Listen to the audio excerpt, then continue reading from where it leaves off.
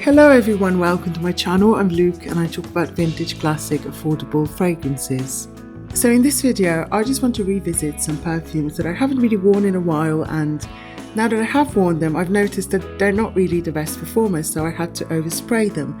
And I really want to talk about that because someone on Reddit a couple of months ago, they called me crazy for spraying something 6 times. And honestly, 6 sprays, you know me, that's nothing. I start with 6, I go up to 10, 20, 30 if needed. Well, I'm kidding. I only do about 10, but these fragrances you have to spray a bit more if you want to smell them on yourself. So let's talk about them. Cue in the intro.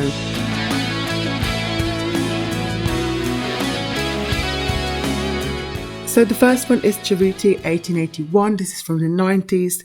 This was my mum's favourite back in the 90s. She still likes it, she still wears it, but she has the same problem as me. We went to a concert in February, I think. It was a long time ago. And she wore this one and she put on about 3 sprays. You know, she's a normal person, not like me. She put on about 3 sprays. And about an hour later, it was gone. She couldn't smell it anymore. I couldn't smell it. So we kind of concluded that it's not the best performer. So you have to overspray it. However, in terms of the scent, this is absolutely delightful. It's a really nice, powdery, fruity, floral 90s scent profile with a grainy, musky base. Really, really lovely. Maybe a bit aquatic, a bit fresh, but not too aquatic because I don't like anything too aquatic. This one is just right. Not to mention that it's really, really affordable, so spray away until your heart's content. This next one is another one that doesn't last in its current formula, which this bottle is not, by the way. I got this on eBay for a very good price. It's about 10 years old. It lasts, it projects. But the current one that you can buy in store, that one doesn't last on me. No matter what I do, I've sprayed it 30 times when I was in the shop. Didn't last on me. 3 hours later, it was gone. So pure poison, really. I love the scent, but it doesn't last on me. So when I finish this one, I really doubt I'll pick it up again. I don't settle for less. But when it comes to the scent, I've not found anything like it. This is so unique. This is a crisp, clean, musky white floral, incredibly sexy, kind of in your face, but also understated, crisp, elegant, just perfect. I wear this year round. It's just as beautiful in winter as it is in the spring. The next perfume is Miracle from Lancome, and this one again, I love the scent, but this only performs on me, lasts on me, if I overspray it. And by overspray it, I mean about 15 sprays. Anything under 5, this one will be undetectable in 2-3 hours. But I love the scent. It is kind of overpriced, but you can find it online for a good price, and it's always in the bargain bin at the airport. Every time I check, this one is in the sale, heavily reduced. You can buy the biggest bottle for about 50 euros. So I definitely regret not having picked up a bottle when I was flying the other day. But the fragrance, this is lovely. This is a fruity floral. To me, this smells like rose and peony. It's a typical pink fragrance.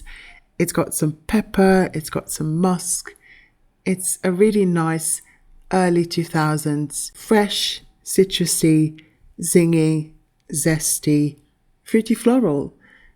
Easy wearing, likeable, and still somewhat unique in 2025 in the sea of gourmands, ouds, vanillas, ambroxans.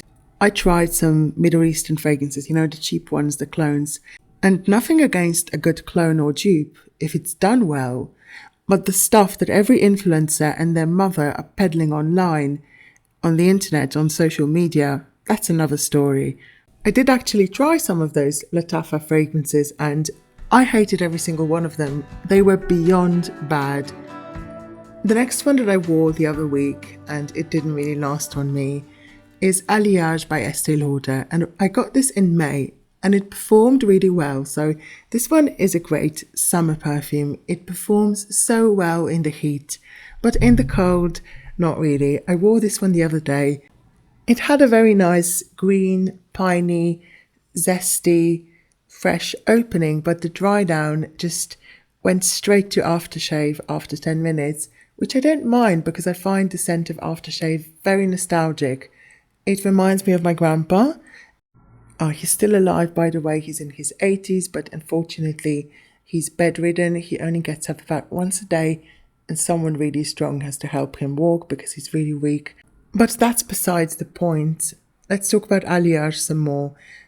Aliage is not really a fall winter fragrance for me. It doesn't cut through the cold. I would have to overspray it and reapply it. But I'm not going to do that because I cherish this bottle. I don't want to use it up. I had trouble finding it. It was very hard to find a bottle of this in Europe, trust me. This is not a common fragrance here in Europe. You never see it in shops. You can't really order it on the Estée Lauder website, so I did find this on some dodgy website, some dodgy Czech website that I buy from all the time. Everything's authentic, but the prices are really, really low. You can get Lulu from Cacharel for 14 euros. You can get Noah for 15 euros. I got this for 40, which is much cheaper than on the Estée Lauder website. Last but not least, we've got Perles de Lalique, Perles of Lalique. This is a really nice woody, fruity, floral, patchouli scent. Also a bit spicy, a bit peppery. It does have a spicy kick, especially in the opening. The dry down is a bit more fruity on me, not that woody, but it also has a distinct woody, musky base, and it just turns into a skin scent, and I can't really smell it on myself in the cold. In the summer, this was perfect. I bought it late August, I wore it, it projected, it performed, I wore it to work. It was perfect, but now that it's about 5 degrees, nothing. I can't smell this on myself. That woodiness just gets lost in the cold. It gets lost. But when you take your jacket off, you maybe get a whiff of it, but then it's gone again. So Perles de Lalique, another one that I have to overspray. So these should be all the perfumes that I wanted to talk about today. I invite you to watch my bloopers, outtakes at the end. You don't have to if you don't want to, you know. We'll see how they do, and if people like them, I'll keep including them. If not, we can always cut them out. So thank you for watching. Please leave a comment and subscribe to my channel. Bye. People are just always banging on about less is more, tone it down, wouldn't want to offend anyone, do a single spritz, no more than that. And frankly, it's a load of bollocks. Less is less and more is more. So I'll just spray to my heart's content, thank you very much. Because God forbid you try to express yourself.